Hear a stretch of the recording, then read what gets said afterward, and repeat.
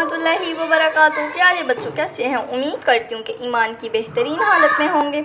आज जो हम स्टोरी पढ़ने लगे हैं उसका नाम है हज़रत अबू बकर सिद्दीक़ की बातें। बहुत ही मज़े की है, तो हम अपनी नेक्स्ट स्टोरी स्टार्ट करते हैं। आज की जो हमारी स्टोरी उसका नाम है तुम्हारे सिवा कोई नहीं।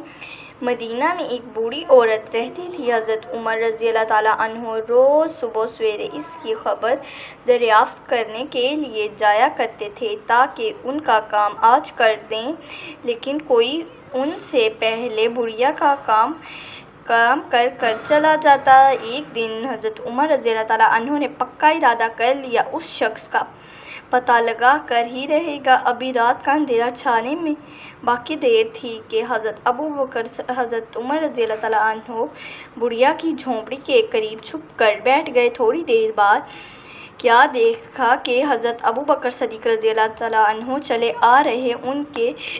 उन्होंने दिल में कहा, अबू बकर रज़ी अल्लाह ताला अन्हो, यकीनन ये तुम्हारा ही काम, इसके सिवा कोई नहीं कर सकता। चुनाचा ये देखते ही हज़रत अबू बकर सिद्दीक़ रज़ी अल्लाह ताला अन्हो ने बुढ़िया का सारा काम आज किया और चले गए। प्यारे बच्चों, कैसी लगी आज की हमारी स्टोरी?